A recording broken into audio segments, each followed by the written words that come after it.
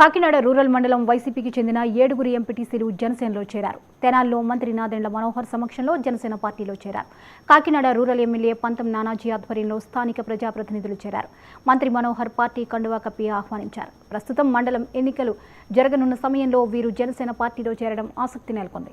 మొత్తం 18 మంది ఎంపీటీసీలు ఉండగా ఇప్పటికే 12 మంది ఎంపీటీసీలు తమతో ఉన్నట్టుగా కాకినాడ రూరల్ ఎమ్మెల్యే పంతం నానాజీ చెప్పారు. డిప్యూటీ సీఎం పవన్ కళ్యాణ్ చేస్తున్న అభివృద్ధి కార్యక్రమాలు చూసి తాము ఆకర్షితులైనట్లుగా తెలిపారు.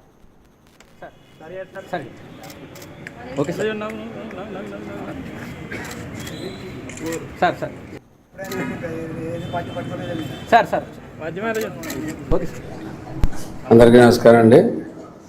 ఈరోజు పవన్ కళ్యాణ్ గారు అలాగే చంద్రబాబు నాయుడు గారు పరిపాలన విధానం నచ్చి ప్రజలకు మంచి చేద్దామన్న ఆలోచనతో ముందుకెళ్తున్న విధానం నచ్చి 10 లక్షల కోట్ల రూపాయల అప్పులతో ఉన్న ఈ ఆంధ్రప్రదేశ్ని అప్పుల్లోని తప్పించి గాడిలో పెట్టి ఇవాళ ఒక పక్కన వడ్డీ కట్టుకుంటా ముందుకు తీసుకెళ్లే విధానం నచ్చి ప్రజాప్రతినిధులైనటువంటి మన కాకినాడ రూరల్ ఎంపీటీసీలు అందరూ కూడా ఇవాళ జనసేన పార్టీలో నాదెండ్ల మనోహర్ గారు సివిల్ సప్లైస్ మంత్రి ఒక సమక్షంలో ఇవాళ జనసేన పార్టీలో జాయిన్ అవ్వడం జరిగింది.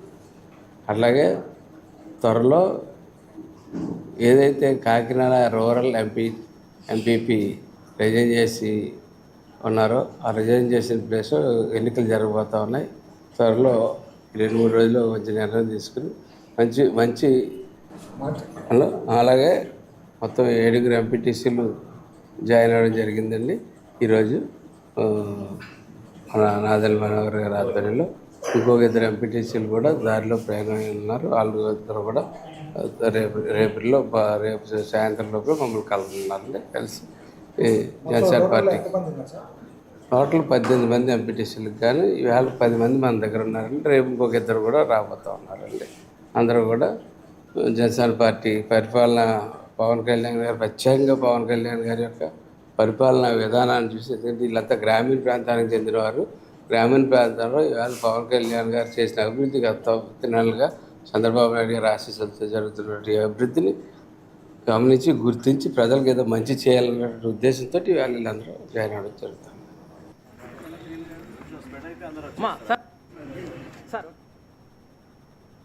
కృష్ణా జిల్లా గుడివాడ